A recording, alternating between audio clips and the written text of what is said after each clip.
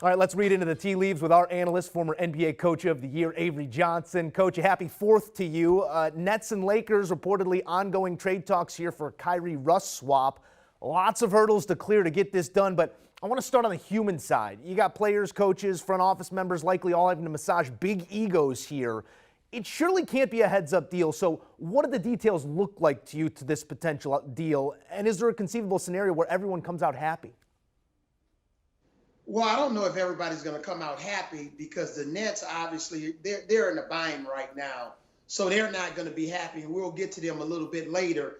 But when you look at this trade, it all depends on whether Anthony Davis is going to be included in this trade. If it's just a trade between the Nets and the Lakers and Kyrie Irving and Russell Westbrook and the Nets have to throw in a few more players to make the salary work, then that's a different story. And then if Kyrie Irving joins the Lakers, it still boils down to Anthony Davis, whether he's going to be healthy. We know what LeBron James and Kyrie Irving can do together. You talking about Kyrie Irving who can play on the ball, off the ball. LeBron James at his age still playing at a very, very high level. Those guys are guys that can dominate a series. Obviously, Anthony Davis doing the season when they played in the bubble, won a championship with LeBron, but now we're back to normal circumstances. So again, it just all depends whether a third team needs to get involved to make the numbers work, to make this trade work. So at the end of the day, if this trade is consummated and the Lakers can retain Anthony Davis, they're obviously going to be the happy team. And it's going to be still problematic for the Brooklyn Nets. All right, let's say this deal does come to pass. Let's explore that Brooklyn side here. They go from Harden, KD, and Kyrie to Simmons and Westbrook in a matter of 5 months. Not the type of magic trick you're looking for, Coach, but assuming Ben is healthy and ready to roll, Russ is fully engaged, is that an effective enough backcourt in today's NBA? Or are we looking at an utter lack of shooting in a shooter's league? Yeah, you answered the question, Joe. This is a shooter's league. It's a spacing league. And both of those guys don't provide enough spacing in today's NBA. Now, Ben Simmons obviously is very competitive on the defensive end. Russell Westbrook is not the defender that he was when he played back with the Oklahoma City Thunder. That's something that Darvin Ham, the coach of the Lakers, talked about. So in today's NBA, I don't think they have enough shooting. I don't know if they even have enough shooting around them. Because you don't know in this trade whether the Nets would lose a guy like Seth Curry. Patty Mills re-signed, so we don't know his situation. But this doesn't bode well for the Nets. They're not even a play-in team in the Eastern Conference with Westbrook and Ben Simmons. There would definitely be a rebuilding team because they're not a play-in team or a playoff team. Yeah, you know what? And all of this because KD is saying, I want out of here, too. I mean, let's not forget the fulcrum of all of this. And I think that's one of the biggest things. Until there's some resolution, people are going to be asking, where's Kevin Durant going to land? There are all sorts of variables at work here, from roster makeup to salary cap and beyond. But I'd love to know from you, Coach, where you think KD is going to play next season. The Heat are a team a lot of people are talking about lately. What's it going to take for KD to get to Miami?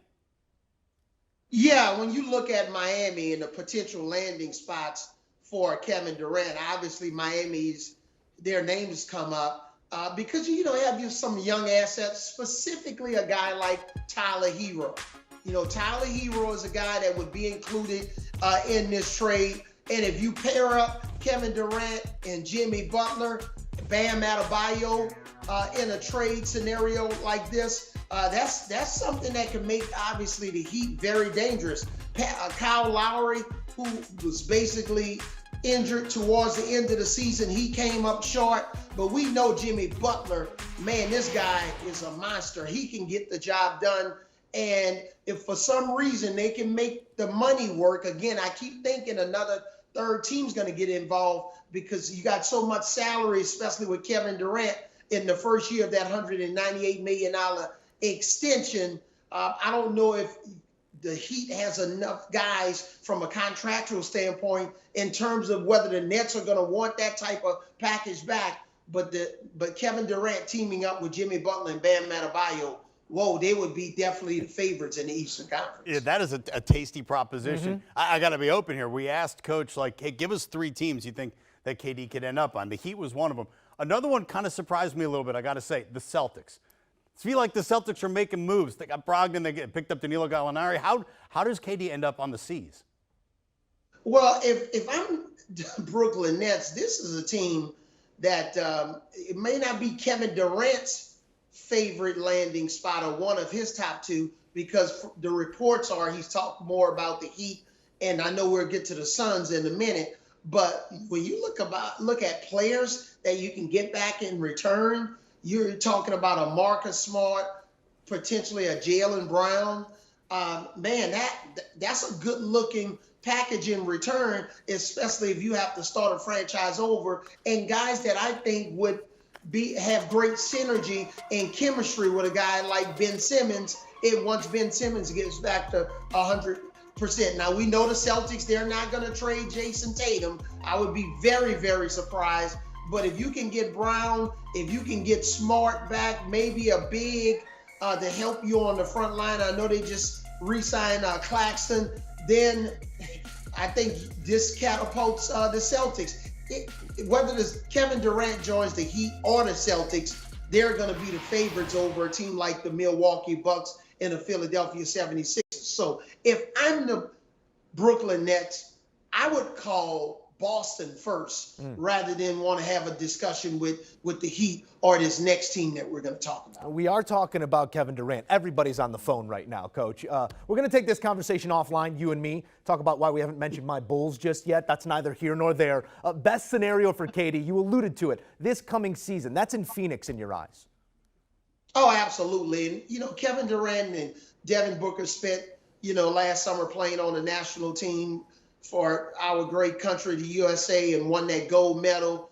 And I know those guys had a lot of conversations. Remember back when LeBron and Bosh and Wade played on the national team together? And, oh, by the way, they ended up playing on the Miami Heat together. But now you're talking about CP3, who's Kevin Durant has a tremendous amount of respect for. He and Devin Booker have been working out together in Los Angeles.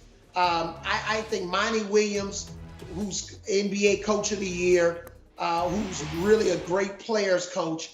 This is the ideal place based on what I'm hearing, where Kevin Durant wants to play next season and end up in Phoenix. James Harden, he forced his way out of Houston to Brooklyn, forced his way out of Brooklyn to Philadelphia. So let's see if Kevin Durant can get his ideal landing spot, which is the Phoenix Suns. The Phoenix Suns are already good. That would be a fierce unit with KD out there. Let's talk about things that are actually happening rather than speculating for just a moment here. Coach, which team do you think is having the best offseason so far?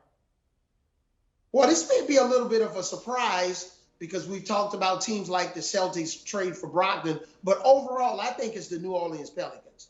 When you make it to the playoffs, you lose to the Phoenix Suns when Chris Paul has to go off for 40-plus points in a closeout game, and Devin Booker came back after, being out with COVID protocols. When you have a chance to re-sign your aircraft carrier in Zion Williamson and add him to this team, oh my goodness. Herb Jones, another outstanding young player in his rookie campaign, and you trade for C.J. McCollum. This guy averages, 26, 27 points a game, and 20 of those points are ferocious in the paint, way he can block shots.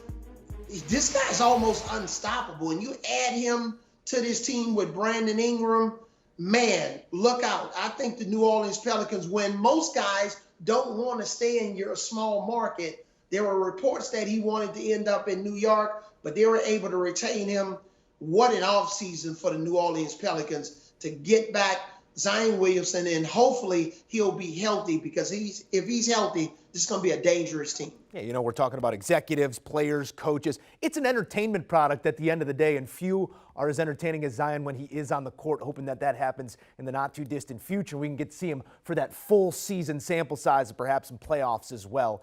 Coach, not everybody's heading into the holiday with a smile.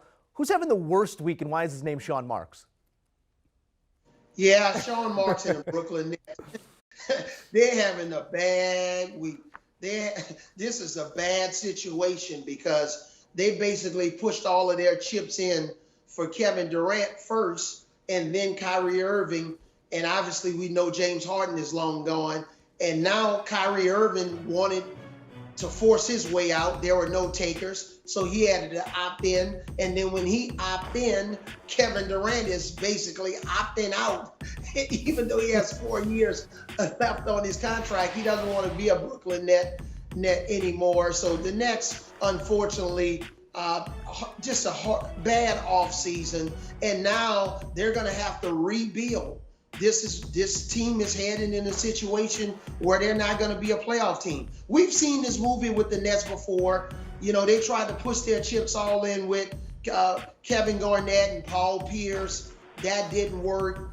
Jason Kidd coached there for a season, you know, and then Jason Kidd opted out and he forced his way out to the Milwaukee Bucks. So just a bad run for a franchise that have moved into $1 billion stadium in Barclays. Is a beautiful stadium. I was the first Brooklyn Nets coach, so I know how beautiful that stadium is and how thirsty that fan base is to have a winner. But they're having a bad offseason. Yeah, they were a size 17 away from winning the whole thing a couple years back. Now looking like a shoe-in to be rebuilding. Coach, we appreciate you stopping by on the holiday. Go enjoy.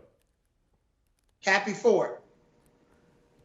All right, taking a look at the odds to win the NBA title next season, and these numbers already changing and subject to change further, that is. The Warriors were odds-on favorites to do it after winning the title just a couple weeks ago. Now 6-1, second to only the Celtics.